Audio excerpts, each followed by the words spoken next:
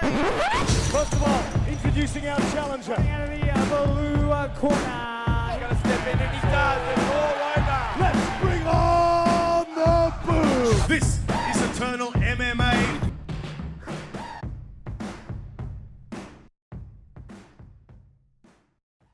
Mixed martial arts fans, welcome back. This is Eternal Insiders here with your host, Luke, joined by Darryl Martin, here to give a breakdown of Eternal 77 that we just had go down last weekend.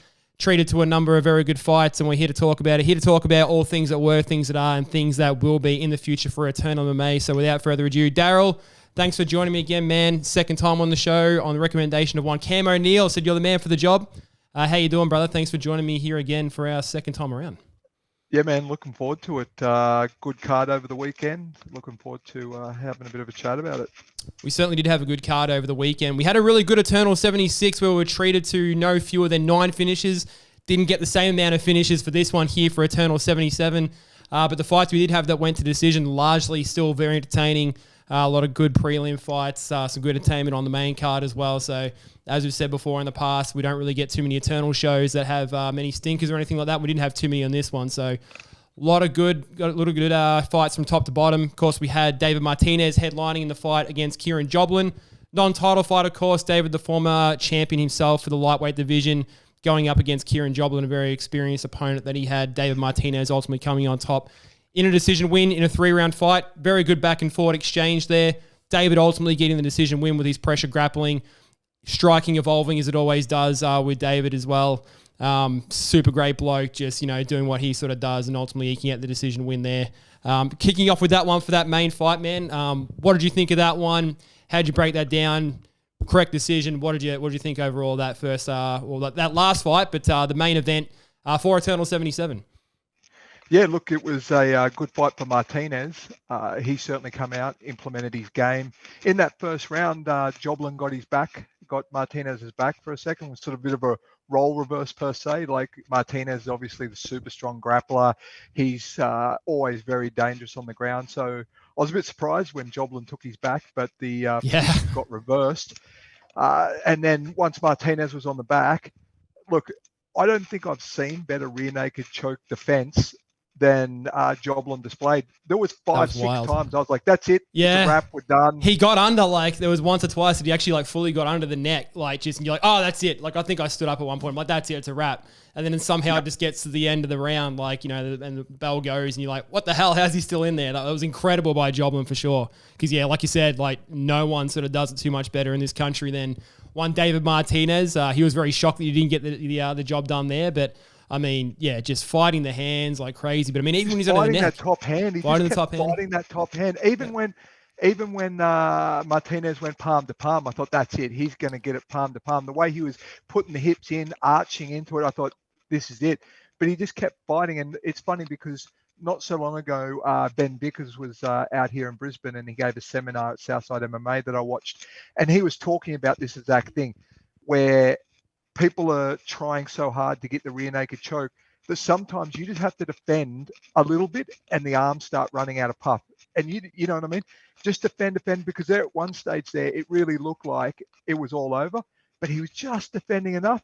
And then that squeeze looked like it just wasn't quite as tight as it was to begin with, which is natural. You're going to, start getting that lactic acid into the arms. You're going to start, blowing up the biceps and the forearms and that type of thing. It becomes harder to get the choke. But, he went over the back. He went front of the palm. He went, back of the head, back of the palm. He went hand. He went gable. He did every different grip there was. And, yeah, if anybody wants to watch, then don't give up. Just don't give up. Just because it's under your neck, don't give up. Go back, watch that fight. Watch what Kieran Joblin did. That's the masterclass on not getting rear naked choke.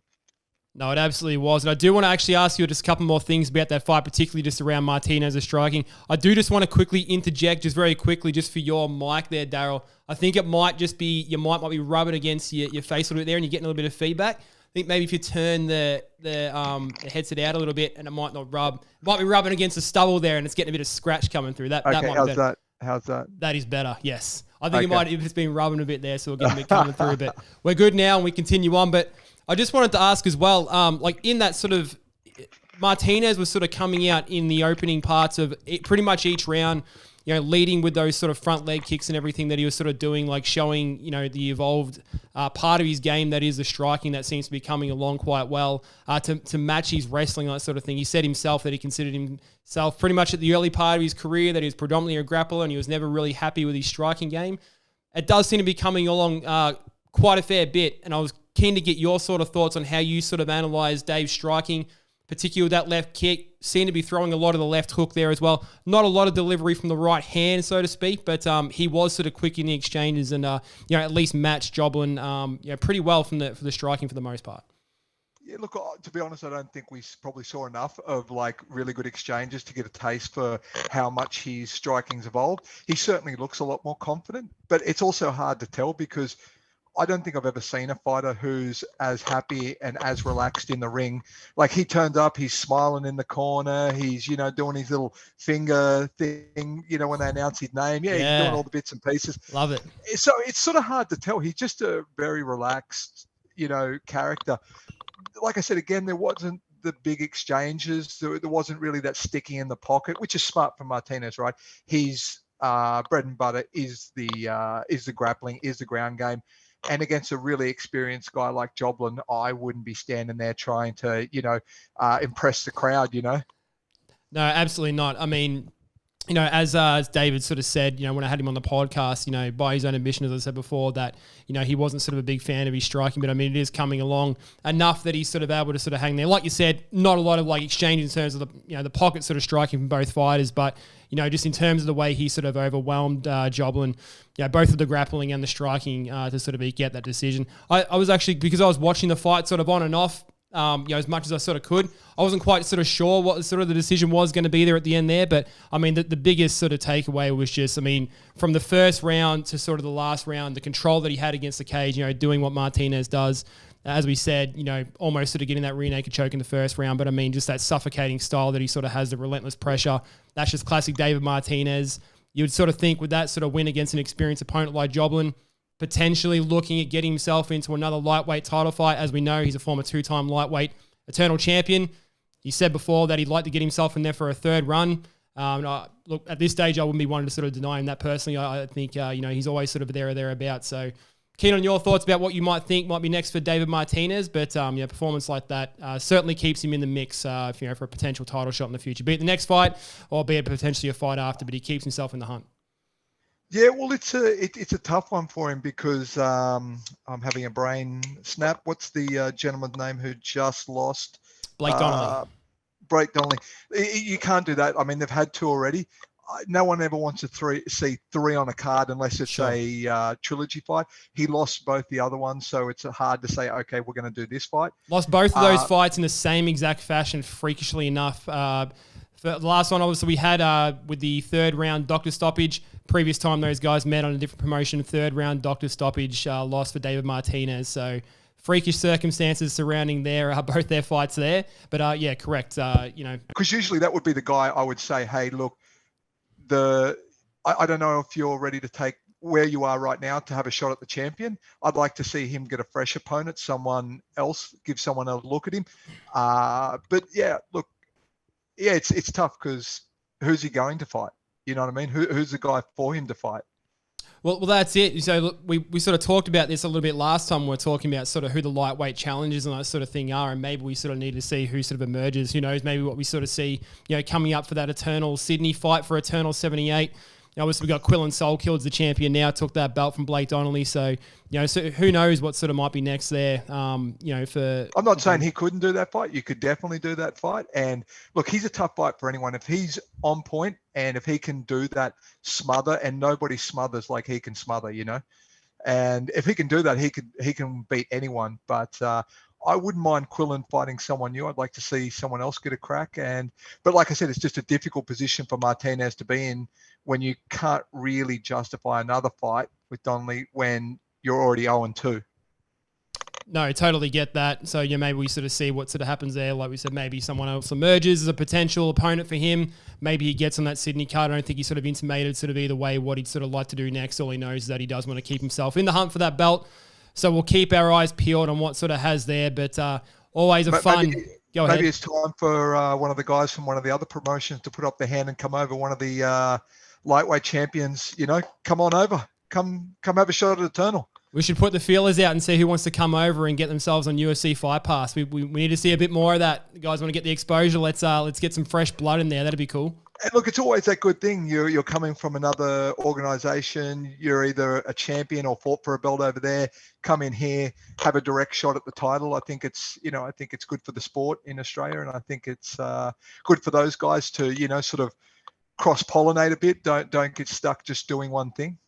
Well, it'll be interesting to see what happens. Of course, just saying there before, we've got that card coming up before the UFC fight. You got to imagine there's plenty of people wanting to get themselves on that Eternal 78 card before the UFC 293 in Sydney on the East Coast. I mean, you got to imagine there's plenty of guys that have fought for Eternal, plenty of guys that haven't fought for Eternal, that fight in other promotions, that want to come over, get themselves that exposure like you don't get anywhere else. UFC Fight Pass, nothing bigger than that. So give Cam a call. I'm sure he'll make a deal. I'm sure he will. He's a man of getting things done, as he's sort of said a couple of times to us before. He knows what he's doing in that regard. So get yourself on the line. We want to see more fighters coming over there. We've got a pretty good sort of plethora of lightweight fighters in this country. So let's stack them up. Let's see what we can make of that division. So, sure. But again, David Martinez comes out on top. Fun post-fight speech that David always sort of has. As you said, happy-go-lucky guy. Very jovial. Big shout-outs to his wife. Big shout-out to the Dunstan Death Squad there in the cage. He's a massive proponent of his gym there for the Ignite Martial Arts Academy. Loves the guys there. Just a really happy group. So very happy for David. See what comes next for David, and we'll keep our eyes on that lightweight division. Very exciting times for lightweight division, so we will see what comes of that. We also had one of two only finishes on the card in the co-main event. One, Ben Johnston getting the job done. Not a kickboxer anymore, says Ben Johnston after the last fight that he had previous to this. Comes in, hoodwinks us all again, as Tanira Nathan said, cage side. Gets the job done by rear naked choke in the first round. Talk us through that one and what you sort of thought there, Darryl, because, I mean, he said after the fight that he wasn't looking at getting in a wrestling exchange with his opponent, but he ultimately sort of had to. And he looked good, like, just in a couple of those sort of exchanges that he had on the ground and ultimately getting that finish. Give us your analysis on how that sort of played out. Yeah, look, my first thing would say, don't trust Ben Johnston. When he tells you he can't grapple, when he tells you he can't do something, look, I think that was a good example of don't trust Ben. Don't trust Ben. Don't trust Ben. Don't trust Ben. Look, he can do it all. Look, he's been over at City Kickboxing. He's got a fantastic lineage in terms of Muay Thai, kickboxing. He's been doing MMA for quite a while now. He had a great experience doing the camp with Izzy over at City Kickboxing. But yeah, look, people don't really know. It's a little unknown fact, but he's been secretly sneaking away and doing a little jiu-jitsu here and there, and I've seen him in a few gyms. And yeah, I think he can roll okay. And it looked like that on the night. I think he's a little bit better than people assume he is. No, I mean, he looked fantastic. And look, I'm not one to sort of break down, especially the things that happen on the ground, but I mean, even just from a fan's perspective and just the way that he sort of moved and transitioned to the back in, I think it was Jerry's that actually tried to take him down initially, and then he sort of reversed that position, scrambled and sort of spun around to the back. I mean, the way and how quickly he sort of moved and how instinctively moved, to me, from an amateur's sort of analysis point of view, looked like a guy that had done this a lot of times before. Like, he didn't look like a guy that has just been a Muay Thai fighter his entire life and then just sort of come in and got himself, into these grappling exchanges and got the best of a guy that he assumed would have sort of the strengths over him. So Ben Johnston, the liar himself, making us all look. We need a shirt. Don't trust Ben. Don't trust Ben. We need the shirt. That's some merch right there. We can make that happen. But no, Ben Johnston, I mean, as you said, storied Muay Thai practitioner, two-time Muay Thai world champion there, coming over and giving his shot at this MMA thing. As he said to me on the Insiders podcast, why not come in here and do this? I think age 32, I think that Ben might sort of be in. So it was pretty much his thought was going to be sort of now or never, and doesn't want to go back to kickboxing, doesn't want to go back to Muay Thai. He wants to put himself sort of firmly into this. And I mean, sign us up for seeing some more Ben Johnston fights. Like, the possibilities for what might come next. Let's see it happen. Yeah, look, he looked good out there. Obviously, the stand-up was always going to look good. He's, and this is what I talked about in the last podcast when we talk about distance management. his opponent came out and by Ben's own admission, he threw some really, really heavy shots. Now, Ben didn't stand in the pocket and decide, even though Ben would definitely be the better striker on paper and would be the better striker in terms of skill-wise, why put yourself in the position where you could cop that heavy shot? And he sort of managed that distance, and that calf kick, like you could hear it on the stream. 1, 2, and it was just starting to add up. Yeah. And I think, a decision had to be made. Am I going to keep standing and copying this calf kick? No doubt he was feeling them. No doubt it was starting to add up when you put your foot down. You start to get a bit of loss of sensation. That pain's there. You can't stand on it, so you can't really hit as hard as you want to hit. And I think he sort of made a choice like, hey, I don't want to take too many more of these. Shot. Ben moved around on him. And like I said before, the don't trust Ben, the no hook, rear naked choke from the side, that's not really your white belt level beginner stuff. And he did it good. And those long arms, he has wrapped them around me before. And he's got quite a squeeze. And Jamil found out that the hard way. Keeping his cards close to his chest is Ben Johnson in terms of his acumen outside of the Muay Thai scraps that he sort of has. So maybe he's a little more proficient than what we sort of thought initially. I mean, it's certainly looking that way on paper and on video. We got the confirmation there that he certainly knows what he's sort of doing in the grappling exchanges. But one of the stories coming into this fight, Emil Jerry's his opponent, apparently wasn't sort of a fan of Ben Johnson coming into this. Unbeknownst to myself, I don't know if you knew, but they had a couple of fights previously teed up to this that got cancelled. It was Emil Jerry's thought that Ben Johnson was faking injury. I don't know if that was sort of a show. Apparently there was a little bit of bad blood there sort of coming into this fight. So Jerry's was coming in with some pretty bad intentions there. Ultimately didn't pay off for him. But that was sort of a pretty interesting storyline coming into this one. Because Ben Johnson doesn't strike me as the kind of guy that would fake injuries coming into a fight. I sort of don't know too much about him apart from what I've sort of had the conversations and learned a little bit about him. But certainly doesn't strike me as the kind of guy that would pull out of fights faking injuries. Well, he might not fake injuries, but he might fake skill level in grappling. How about that? It might be that, yes. So look, anything's possible. But look, now I think he was genuinely injured. And look, he's even this fight. Like I got to go down and see Ben train a couple of times, and right up to the actual fight, he was doing a million things. Obviously, he runs a gym, he coaches in the gym. A week before, he was at the Queensland titles coaching his guys in grappling while he's trying to cut weight. He's teaching on the mat. He's drinking water, doing his weight cut on the mat with his students. Do you know what I mean? Like, he had a million things going on, His partner's got a fight coming up, I think, for a Queensland title. So he had a million things going on. And if you wanted to cancel a fight, this might have been the one to do it. Like, do you know what I mean? Like, when you had so many external factors going on and you can't fully concentrate and take yourself out and just do your own camp and concentrate on yourself. Like, I think, like, I was worried. I'll be honest. I was worried about his preparation for the fight because I always like to see fighters be selfish. To be good, I think you have to be selfish. You have to say, hey, I need to get what I want to get. I've got to get the time I need. I want to get the reps I need. I want the opponents I need. It's all about me. You know what I mean? But when in Ben's case, he runs the gym, he coaches, he looks after all the other guys. He's obviously got a partner. There's lots of factors there that were, and to see him on the mat, I think I went down on Tuesday night. It might have even been Wednesday night. I went down and he's on the mat with a 2-liter jug of water, drinking water and coaching while he's cutting weight. And look, I don't know if you've ever cut weight before, but it makes you an irritable, angry person. And shout out to all the guys and girls, all the partners out there who put up with fighters. If you find a fighter without relationship problems, he's not really a fighter. You putting up with that weight cut, and all that shit. So, like I said, I saw him go through all this, and I saw all these other things. And I'll be honest, like, I was like, man, have you made this fight your number one priority? Do you know what I mean? But he turned up and turned out, and he certainly showed that he'd been doing what he needs to do in the background.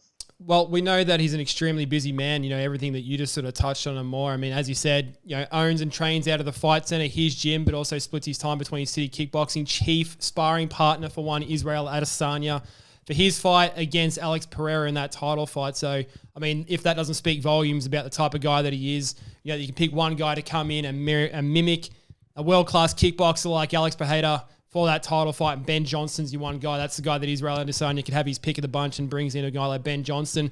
And we see that get flipped and he's finishing guys by rear naked choke, and you expect that he's a kickboxing specialist as he is. But I mean, what a multifaceted man that he is. And look, let's not take too much away from Jerry's either. That kid can fight. We just didn't get to see, obviously, everything. Ben had a good game plan. He went out there, executed it. It went, you know, I guess it sort of went the way he wanted it to go. He was chopping away. He was picking at him. He made him, like, do you know what I mean? He made him react. Okay, I can't keep taking this front leg kick. I can't keep doing this. I've got to change my game. He shot. Ben obviously made the adjustment, got the rear naked choke, got it done. But I think you'll see him come back. He's not a bad fighter. Ben was just, you know, ready for him on the night. And, yeah. Be good to see him come back too, because that middleweight division, like you see in Australia, welterweight and down, absolutely stacked. Middleweight and up, we don't have enough, because a lot of those guys obviously go to rugby union, rugby league. You know, we have that really massive culture here in Australia of those types of things. So we just don't see as many sort of middleweight and up guys. So it's great to see Ben there. You know, we've got Matt Myers there. We've got Brogan, obviously, is going to fight Matt Myers. You know, with that middleweight division starting to evolve. It's starting to sort of fill itself out. And we're starting actually to get a good middleweight division in Australia. No, and that's a very good point. It actually reminds me of when I spoke to Ben Vickers on the podcast a little while ago and actually asked him, you know, why we don't sort of see, you know, too much of those sort of bigger divisions. I mean, you could throw light heavyweight into that mix. We don't really sort of see any of that on Eternal MMA. Pretty much mirrored the exact same point that you made there, in that guys of that sort of body size are just tending to move into things like rugby, or they're growing up with the rugby and that sort of thing. You know, sort of those bigger, I guess, team sort of contact sports. And, you know, that's potentially what we're sort of seeing there. But, you know, as you said, we do need some more flavour in that middleweight division. We do have a little bit of news of Matt Myers, you know, got himself a fight coming up for Eternal 78, which we'll touch on a little bit later. Ben Johnston inserting himself into as a player in that division has said that he wants to keep doing this. He wants to come back. So Ben Johnston gets himself the win by rear naked choke after starting his professional career. With that loss to Caleb Rideout some cards ago, comes back and gets 2 rear naked chokes and move himself to 2-1 going forward. So we can't wait to sort of see what comes next for Ben Johnston. Not a kickboxer anymore, but boy, would I like to see him with some really good kickboxing exchanges for whatever comes next in his next fight. So we'll keep our eyes on that space and see what comes next for one Ben Johnston. We had, before that fight, Ethan Thomas going up against Korean Hyun Suk Sung. Made his way over from Korea to come in and get Ethan himself a fight. Ethan did have a fight originally lined up against Abdallah Bayada. That fight didn't come to fruition after it was announced. Hyun Suk Sung comes in, gives Ethan the fight, keeps him on the card. This fight sort of, and I'll let you analyze this, but this fight played out very much largely about how the fights that came before this played out. A lot of sort of grappling exchanges, a lot of cage clinching, a lot of cage control, a lot of ground control. But I mean, Ethan Thomas, you might sort of know a bit more than me, but I mean, an absolute grappling wizard. I believe he was recently a national champion in a wrestling tournament. I want to say recently, back in 2019 before COVID hit. Was a national wrestling champion in his own right. He certainly showed that off in this fight. Just too much with the pressure that he sort of had on. I think Blake Richardson called it cage side. That was very Clay Guida-esque. And I mean, Clay Guida all over the long hair, coming with the looping shots of the grappling against the cage. Just too much by Ethan on the night. Look, I don't want to say anyone's opinion is wrong, but that was far from Clay Guida. That was not pretty close to Clay Guida. I mean, late Clay Guida, like that's the way that Clay's been fighting, like rushing in with those like looping overhand hooks and then rushing in for the clinch against the cage. Yeah, but Clay Guida's active. That look, I get it. Thomas has been out for 4 years. You come back, you have a fight, you need to get the win. He did what he's good at, but it wasn't like, I don't know. It wasn't my flavor. Like, he drowned him. He definitely drowned him. Don't get me wrong. He took him down the cage. He got him down. He drowned him. He out-wrestled him. He smothered him. He did all that type of stuff. But, yeah, it's certainly the strike volume wasn't very high. The want to improve position or really finish the fight, I didn't see anywhere there where he really wanted to finish the fight. Now, look, that could also, I'm not out there, and that's easy for me to say, sitting here in this seat and say, he didn't really try to finish it. I wasn't there. I know nothing about this Korean kid. Never seen him in my life. Obviously, he could be a lot better than he looked. And Thomas just made him look that bad, if that makes sense. I mean, was it partially sort of that for Ethan Thomas as well? I mean, you get a guy coming in from, Korea, fighting at a Korean top team. You don't sort of know anything about him. Maybe that mentality is, and same for me, not a fighter, don't know. But maybe it's that mentality of, look, I don't know what this guy's like. I'm just going to use my bread and butter here. We're just going to cook him. It's not going to be anything flashy. We're just going to get the control time. We're going to have position over submission, all that type of stuff, and just grind at the win, and we move on to the next guy. Yeah, look, he ground out the win, and to the victor go the spoils. He's got another number in the win column, and that's, at the moment, that's probably what he's really chasing, rack up a few of those wins. But, look, it wasn't the most exciting fight. I think the rest of the fights on the card, like the ones that went the distance, which was a lot of, I think we saw a lot more action in those fights. This isn't, a knock. I'm just saying, like, when people say, Clay Guida's way more active than that. Clay Guida's, he's a lunatic. Where I think Thomas was very, very calculated, very, very concise about, hey, this is exactly what I want to do. I'm just going to do this, and I'm just going to get the win. And like you said, he knew nothing about this guy. This guy come over. It's hard to take a last-minute opponent. I don't think people realize how difficult it is when you're preparing for one particular guy and then you get somebody else. So, I'll cut him that slack there. But I would like to see, look, we know you can drown him. I would like to see him maybe pick up the pace in a few other areas of the game and give guys other things to think about. You know what I mean? You're obviously winning the fight. He was winning the fight by a fair way. No, I'm not telling you to go out there and start throwing Hail Mary submissions or get yourself in a bad position. But, maybe just up the strike volume. Maybe, you know what I mean? Look at, pushing him a little bit further. But then again, like I said, I wasn't on the ground with him. I didn't feel him. He could have been super strong. He could have been more skilled. He could have been a bunch of things that were making him play the game that he played. But just to me, it wasn't the most exciting fight. Wasn't super fan-friendly fight. But he got the job done and puts a win in the column. No, what I mean, maybe we have been sort of spoilt from that last Eternal 76 card where we had absolute finishes galore. So, it made... From an analytical perspective, I made everything pretty easy for Eternal 76. It was just knockout submission, everything sort of in the first round. So, we come into this card, but we do have a lot of good fights, a lot of sort of decisions. And like you said, not the most fan-friendly fight in that regard, but Ethan Thomas gets the job done regardless, moves himself to 3-2. We'll see what sort of comes next for him. A lot of interesting possibilities for him too. But I mean, as far as his wrestling and his grappling goes, as flashy as it isn't, definitely a problem for anyone that he sort of comes up against. Who knows what was sort of going on with that Abdullah Biada fight. Maybe he sort of looked at that fight and thought, I don't want any piece of that. Who knows? That might have been speculation Have we heard from Abdullah? Do we know where he is? Do we know what's happened? Has he got haven't heard anything from Abdullah at this stage that I've heard personally. I don't know if sort of anything's out there, but just from looking at that, again, not a ton of flash, but I mean, Ethan Thomas is certainly a problem. I think didn't Van Heeden say his name? Let's get that happening. We did originally have that. Let's get that going. Let's get that happen. Justin said that he'd certainly welcome in there, so that he wouldn't mind sort of breaking his face. So as we said on the last one, I mean, if that's the case, if we get that for Eternal 78 in Sydney, sign me up for that one. I know Justin's campaigning pretty hard to get himself on the UFC 293 card himself there. I'm campaigning pretty hard for Justin myself there too, so I know he's paid his dues. Would love to see him there. Either way, hopefully we see him in September at some stage. So very interesting things happening in that division, regardless of whether it's sort of from the regional perspective here for Eternal MMA or even the UFC. So let's keep an eye on that one and see what comes of that. Prior to that, we had one Brogan Stewart versus Josh Grove in what ended up being called a majority draw. The guys on the commentary booth seemed to think that it was a split draw. I had to sort of go back and try to sort of figure out what was going on there because Judge 1, Judge 3, it was a split draw. It was originally called a majority draw. Maybe you can sort of talk me through what sort of happened there because in my initial understanding when the judges called it, there was two judges, Judge 1 and Judge 3, called it 28-28 and one judge called it 29-28. So I originally think it was a majority draw. One of the guys in the commentary booth thought that one was 29-28 for one fighter and another one was 29-28 for the other fighter. That's what I think. That's from what I've heard since. One was 29-28 for one fighter, one 29-28 for the other fighter, and then 28-28.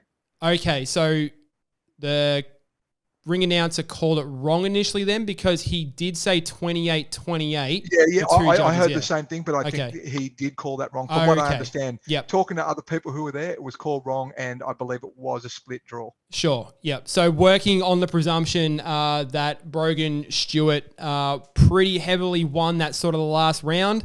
I'm assuming that the guys that called it that way was sort of thinking it was potentially a 10-8. But, I mean, what was sort of your thoughts on that fight? It was pretty sort of cagey. In the initial exchanges, guys in the commentary booth were sort of saying that it was very sort of Muay Thai-esque, a lot of those plum clinches, a lot of knees at the middle from both fighters. Stewart took over in that sort of last round and really sort of put a stamp on that one. Came out with the draw. Both fighters pretty disappointed. Another fight that wasn't, it was entertaining in sort of parts. Definitely not probably the best fight of the night. But both fighters sort of definitely left it in there, sort of gave it everything they had. Maybe that sort of draw. Ultimately, for sort of the way it played out, maybe the right decision for both guys. Live to fight another day. Both have said they potentially like to see that fight happen again some point down in the future. I wouldn't mind seeing that again. But a draw for Brogan Stewart and Josh Grove. Yeah, look, I originally when I first saw it, I didn't know if that was the right decision. Kerry Dunn, who was the coach of one of the fighters, actually posted up online saying that he thought his fighter had won until he went back, turned off the commentary, turned off everything, and watched the fight back. And now he thinks that that was the right decision. At the time, he looked quite upset. I actually thought that his fighter had won. So I followed Kerry's lead. I went back, watched it, turned the sound off, and I agree with Kerry. I agree with the judges. They got it right. Split draws, good. That was... The middle round two, was a bit of a snoozer. Nothing really happened.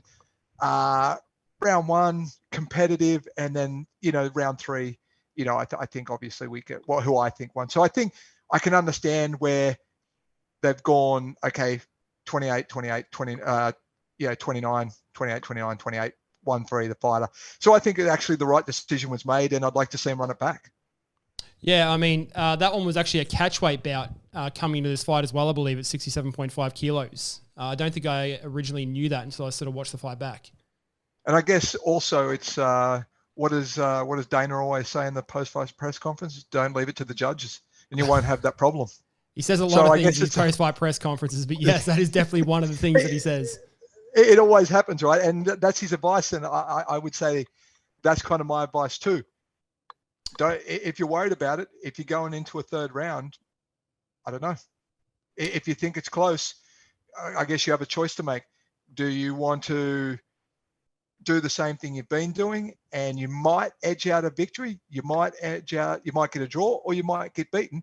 Or do you want to go out there and cement it? Do you want to go out there and make sure that you're the victor? So, no fair. Certainly a big sort of output in that last round to sort of try and get that. But again, like you said, can't leave it in the hands of the judges. Ultimately, get the draw. Those guys, I think Brogan moved to 2-0-1 now with that draw. Josh 3-0-1, adding to that draw as well. So just a bit of a shout out to Josh Grove there too. Apparently he's an absolute workhorse. He's pretty much thrown himself into the fire as far as training full time. He's not sort of doing any work outside of his training. So you can see the disappointment in his eyes. You can see the disappointment in both fighters' eyes at the end that they sort of didn't get sort of the nod either way. And for a guy sort of that age, going in there and just sort of putting it, down here in Victoria as well, going up sort of north and giving absolute all. Well, it was a good lesson for both fighters. Like I said, don't leave it in the hands of the judges. And it was also a bit of a cardio issue for Grove. He really slowed down. He really slowed down in that last round. So it's something for him to go back and look at. Like, I think if he could have kept the pace that he kept in the previous rounds, there was a potential for him to eke out that victory. But he really, really slowed down and made Stewart look fantastic in that last round. Stewart certainly looked fantastic in that last round. So a bit of promise there for both guys. We'll see what comes next for them. We had on the opening fight of the main card, Dom Marfan coming back in the lightweight division against Jordan Thomas. As I said before, with pretty much a trend with a lot of these fights, a lot of heavy clinch work, a lot of cage work from Dom Marfan was sort of the theme. A lot of smothering pressure. You can talk about this pretty much from the start of every bell for the first, second, and third round. Straight onto him. We knew what the plan for Dom Marfan was. Keep him against the cage, working the strikes to the head, grappling control on the ground. Just sort of got himself that decision win in the end. He looked good. training with the guys at Team Compton Training Center as well. Yeah, you might have seen a little bit more sort of the kickboxing, because he looks like he has that potential as a pretty decent striker.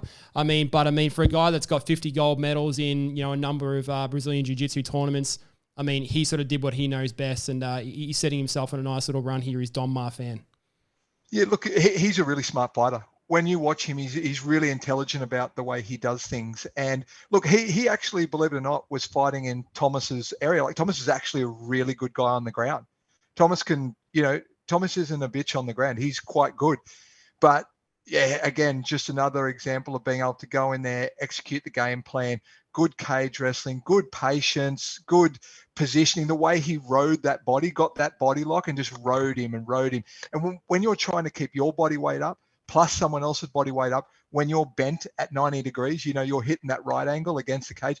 It's a lot more difficult. And when you're, it just saps your energy, you know what I mean? It just takes it all out of you. And yeah, he did a great job. Dom did a fantastic job of really sort of taking any sort of pop out of his opponent, out of Thomas. So that also takes that pop off the strikes. When you wear these guys out, they don't have as much pop in their hands, as much pop in their legs anymore, which allows you to come in and, sort of dominate more in your game. You know what I mean?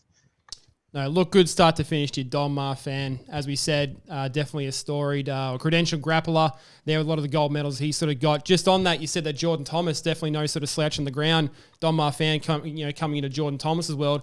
Actually, the brother of Ethan Thomas that fought ahead of him on the card as well. Little detail that I sort of missed until I sort of watched the fights back as well. But, of course, you've got Ethan Thomas with the grappling pedigree that he has. Definitely going to have Jordan sort of, bring up the tail with that grappling as well. So, to your point exactly, for Don Marfan to sort of go in there and control the fight the way that he did, when I'm sure he could rely on the striking that I'm sure he's getting from the guys at the Compton Training Center there, he sort of looked good doing it. Again, I mean, you could sort of look at it from that perspective. Was it a fan-friendly fight? I actually really enjoyed that performance. For something that was just grappling heavy, I really liked it. I enjoyed it. Yeah, I think that one is fan-friendly. Like I said, talk about from the casual perspective of wanting to see striking thrown, but I mean, I really enjoyed that performance. That was actually one of my favorite performances on the night. He looked really good. No, like I said, the intelligence that he showed and the way he shut Thomas down completely and just, sort of, I'd say snatched his soul. Like, it's just that constant pressure, and he's always there. He's always in front of you. And in round 3, I noticed when he came out, he had his mouth open. Dom had his mouth open, breathing through his mouth, and I was like, look, I'm not, you know what I mean? It always worries me when they're taking that big a breath, mouth open. But there was a brief moment in the 3rd round where there was a little bit of back and forth, but Dom took him down straight away. The grappling got him out of trouble. He re-established his dominance in the round and just rode it out. And like I said, he's very patient. He's very calculated. And I guess what the X factor is we haven't seen, and he's obviously at a gym that's got a good pedigree for striking, but we haven't really seen that from him yet. And I think it's kind of, no one's really pushed him to the point of where he's really needed to display that high level. Is it there? I'm assuming it is. Like, when you're training with those guys, you've got to assume you can't be a slouch, or else, you're going to get beaten up every day. But at the moment, the cage grappling, the groundwork has been enough to win all his fights. But I'd like to see him go up against someone who can maybe nullify some of that, maybe push him to show some of these other bits of his game. No, it'd be very cool to see those bits of his game. And exactly to your point there, I mean, you're training under guys like Steve and Elliot Compton. We know their pedigree as far as their kickboxing career goes. So, maybe we see that whatever comes next for Don Marfan. You sort of see in his stances, that sort of thing too. He definitely looks like he's got that part of his game. But I mean, hey, if it's working for him right now, I mean, he's a street phoenix now that he's been sort of dubbed, rising from the ashes there from his last loss that he had against Quill and Soul Killed. Of course, Quill and Soul Killed now the Eternal Lightweight Champion. So, that sort of loss is sort of looking a lot better for Don Marfan these days. Moves to 2-1 in his professional career. Another young fighter. A lot of cool things ahead for Don Marfan. So, say it about a lot of fighters, but I'm very, very, very keen to see what comes for Don Marfan. From that potential that he's sort of displaying, a lot of cool things ahead from him. And as I said, I very much enjoyed that fight. So, we'll see what comes next for Don Marfan. That was pretty much the entire part of the main card. Did have some pretty good fights on the prelims. I was curious to get your thoughts on what you sort of enjoyed in the prelims. I mean, we had a couple of absolutely cracking fights. one of which, and we'll go through them, but I mean, Akira Fujimura versus Bruce Yang was an absolute barnstorming fight. I mean, these guys coming out as amateurs. Got fight of the night, right? Got fight of the night? Had to have got fight of the night. It was electric. I mean, some crazy stuff. Blake Richardson said that we're going to see a lot of traditional martial arts in this fight. He was correct. You know, the striking pedigree that was on show was just an absolute treat to watch. You'll be able to talk about what we sort of saw in there. But I mean, just from a fan perspective, be able to sit back and get an absolute treat that we sort of saw.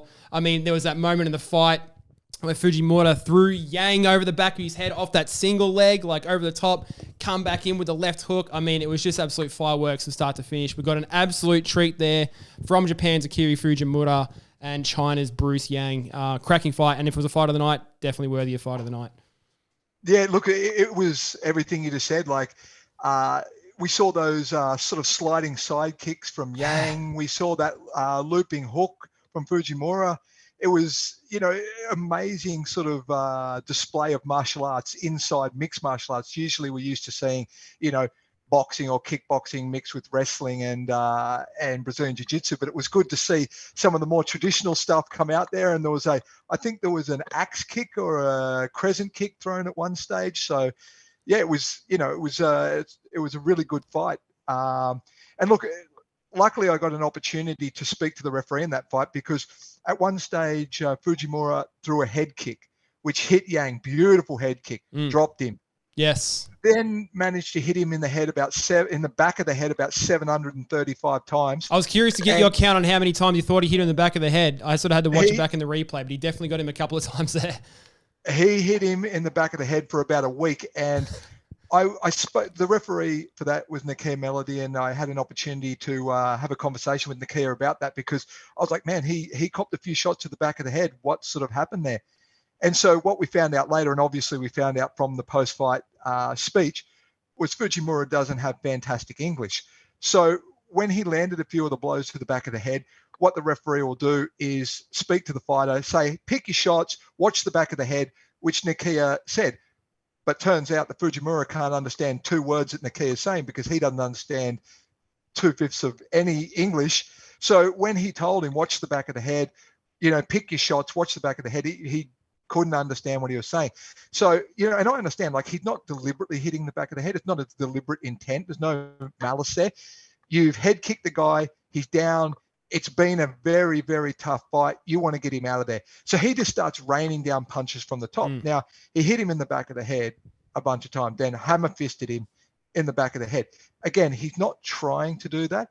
But if you understand English better, and the referee's telling you, you hear him and you're like, oh, I'm hitting the back of the head. I've got to, you know what I mean? I've got to change my angle. I've got to change my shots. But he can't understand it. He's trying to get him out of there, just throwing punches, and he can just hear the referee basically making noises. And like, well, I don't know what he's talking about, so I'll just keep going. And eventually we saw Nakia call timeout, which was good. And these are the things that, like I say, is good about Eternal MMA. We got to see the proper way that sort of situation is supposed to be handled. So obviously Yang, I don't know if you saw when he hopped off the ground, he was stumbling. Yeah, he went was straight back down. Yeah. Not in a good way. So we've called time. We're going to give him a break. Fight's not over. We've explained that to the corners. Everybody go their own way. Now, they gave him a chance to, hey, do you want to fight? He obviously was tapping the back of his head saying, hey, I got hit in the back of the head. I got hit in the back of the head. Again, Nakia's, it's the fighter's choice. What do you want to do? Do you want to continue? Because he could have said, no, I don't want to continue. And I believe that's a DQ. The hits to the back of the head would have been a DQ, and that would have been the end of the fight. But Yang said, no, I want to continue. Now, at the beginning of the beginning after that infringement took place, they then bring the doctor in. The doctor checks the fighter, checks his eyes, checks him. I guess there's a series of concussion-style questions that they ask, and they go over a short, what would you call it, analysis of the fighter. Work out, are you okay to fight? Yep, the doctor said you're okay. The fighter wants to fight. And look, to be fair, considering how rocked he was, how hurt he was, he got hit in the back of the head, he went on to fight the rest of that round and looked fantastic. Well, I mean, the Fujimura got the points sort of taken away. I believe from memory that was pretty much the end of the round. I actually wasn't paying too much attention. It was sort of close to the end of the round, but They came Yeah, out. the next round, round 3. Go straight to the next round. They're going straight back. Immediately. Yeah, they pretty much had it straight away. It's like, oh, okay, so he gets a little bit more time again to sort of recover. But I mean, two things there. I mean, take nothing away from Fujimura's head kick because watching that back on replay, absolutely brutal, beautiful, like you said. Caught him flush on the chin and dropped him. But I mean, the toughness of Bruce Yang to sort of, try and sort of shell up. I mean, dropped him, tried to get in that single, got himself in that awkward position where unfortunately he was sort of taking those shots to the back of the head, which sort of got him that little bit of a reprieve. But like you said, getting back to his feet did not look sort of too good, fell back down to the ground. So it was incredible that he was actually able to continue and sort of see out the fight. But I mean, it was Akira Fujimura all day there. But I mean, what a great piece of matchmaking that was because I'm going to watch that fight on replay. It was fantastic. Great matchmaking, great refereeing, great overall because that was sort of like if you remember when Anderson Silva kneed Bisping and everyone thought it was over. Yeah. Do you remember that? Yes. So that's kind of that moment. That's like, hey, no, it's not over. Everyone to their corners, and they went through it all the right way. And it gave Yang a chance to go out on his shield, if you will. He'd come that far in the fight. It had been such a competitive, such a fun, such a good fight. The opportunity was there. The doctor said he could fight. Yang wanted to fight, and then they went out and fought for the last round. And look, great for the crowd, great for the sport, and it was fantastic to see all the protocols in place to make sure the fighters are okay in the sport. 100%. So, that they gave him that opportunity to continue the fight. I'm glad they did because they both looked incredible for the most part. But Akira Fujimura coming out on top there, well-deserved win. For guys that are apparently 30 and 32 years old, respectively, coming in as amateurs, if that ended up being correct, which we assume it is, as was talked about on the telecast, for those guys coming in, on was it their amateur debuts? Look at their records there. It was their amateur debut. So coming in for guys, I mean, obviously have been training martial arts in some form or another pretty much their entire lives because, I mean, they didn't look like amateur fighters. They looked like fight veterans going there and putting absolute Look, I need some of those Asian genetics, man. They look like they were 22, not 32. I know. They look quick, look sharp. Everything about them look great. So if we can get them back on an Eternal card, get both of those guys back in there, we'd love to see those guys go again. That'd be an absolute treat. Let's see it, Cam. Get them back. Get them back, Cams. Get them an opponent. We want to see it again for sure. So we had a couple other good fights in there, and we'll go through them all. Jesse Murray and Caden Johnson? That was the next one I was going to bring up because that was an absolute cracking feature prelim fight there was Jesse Murray versus Caden Johnson. Jesse Murray ultimately getting the win there. You're about to talk about what you sort of saw there. It just looked like to me that a lot of good exchanges from both guys, slinging leather from bell to bell. Jesse Murray just looked like he was getting the cleaner of the exchanges. Looked that little bit sharper, just the way he was sort of connecting. Managed to sort of get that counter left, timing, as I said, off Johnston's sort of right hand there. So both guys certainly put on a show. It was Jesse Murray who ultimately came up with the decision win, but another absolutely cracking fight for the Eternal MMA prelims. Look, it was a fantastic fight. Another great matchmaking. Had that kind of fight just before the main card. Just pumped the crowd up. Fantastic fight. And the way they went out there, look, I don't know. I don't... I'd hate to speculate, but I've got a feeling that there was a little out the back agreement made that whoever goes for the first takedown may enjoy the company of men in the evening. I think there's something was because no one even looked like a level change. It looked like was there one little one? Was there? Am I going crazy? Was there a tiny little one? Okay, it was a slip. It was a slip. You're like, was that a little take? Oh no, back to business as usual for the fight. It looked like a fantastic example of John Wayne Parr's old show, Cage Muay Thai. CMT, if you ever watched that back in the... No, you never saw it? No. He used to have a show, Cage Muay Thai, and look, it looked like about off that. Two guys doing Muay Thai inside the cage, no takedowns, no anything, and the way they stood in front of each other and banged and tapped gloves and smiled at each other, and it was the crowd was yelling and pumping. I was yelling. It was a great fight. No, it was certainly entertaining. I don't think any of the punches or any of the kicks that they threw from either of those guys had anything less than 100% on them at every sort of time. I mean, there was just times where they were getting their gloves up just in time. You thought, this is going to be the shot that sort of puts him down. I think Johnson was probably the only one that got wobbled a couple of times, but even the couple of times he got wobbled, I mean, he still kept his feet so well. Never sort of looked like he was incredibly sort of hurt, but I mean, both those guys were just swinging like they had somewhere to be. Well, he's got that red-headed gene that just can't give up, that angry cannot give up. And look, he's got a granite chin. He copped some big shots. And don't worry, he gave as good as he got as well. Jesse didn't get out of it unscathed. he had some good swelling around the eye and on the cheek and stuff. They certainly gave it to each other, and I wouldn't be sad to see them run it back down the line at some stage. Either way, we got to get him back in there again. I mean, we're going to say this about a whole host of fights tonight. And pretty much every other podcast we run, any of those guys that have good fights, let's get them back. But I mean, definitely those two guys. A couple of fights we had before that, the Akira Fujimura and Bruce Yang, non-negotiable. Same with Jesse Murray and Caden Johnson. We have to get those guys back, because both of those guys certainly put up a show, know how to rile up a crowd. A couple more fights we can definitely touch on for the prelims. But sorry, you want to say? Go ahead. Sorry, no. I was just going to say, sorry, as we're going down there. Yeah. I think the sleeper fight for that whole card, which I don't think got as much kudos as it should have, considering it's an amateur fight, was Chloe Henry and Samantha. Is it? How do I say her last name? I don't want to. Barabel. I'm sure I will. Barabel.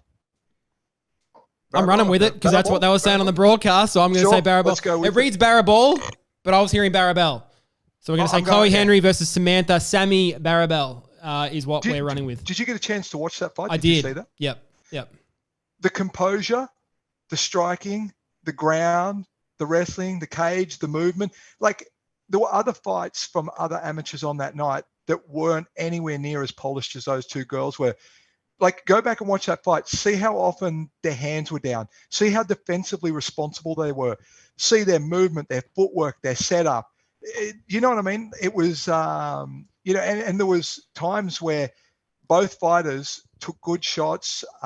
Chloe Henry obviously had, is it Samantha? Samantha, isn't it? Samantha, yep. Sammy, as she likes to go by, yeah. Samantha had her down at the end, had her in that scarf hold and was hitting her. And I saw her look at the referee a couple of times. And I thought originally she was looking at her saying like, hey, I'm getting a lot of shots here. But later on, she said in the post-fight press conference, she actually had that arm fairly extended in that arm lock there from the scarf hold. And she thought that might have been enough, because she obviously, I'm guessing, heard or felt the joints start to sublux or hyperextend there. So, yeah. But like I said, go back and watch that fight. That fight's a fantastic, high-level female MMO fight, and both those girls have got a great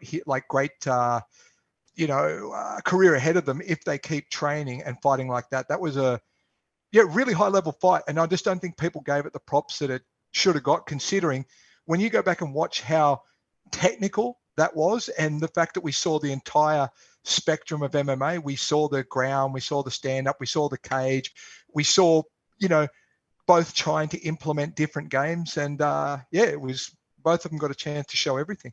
No, definitely a cracking fight, and second time that I got to watch it sort of partially live at the time, but I did get a chance to sort of go back and watch that back, and excellent analysis there. I mean, techniques that was sort of throwing, even Samantha Barabel, who didn't get her hand raised in the end. I mean, some of the stuff that she was throwing, question mark kicks, spinning wheel kicks and everything that she was throwing up, didn't quite sort of get through on some of them, but I mean, she did connect, even though, to your point, I mean, the defense was there, Chloe Henry getting her hands up and everything, but I mean, there wasn't really much fat on that fight as far as throwing things that weren't for a reason.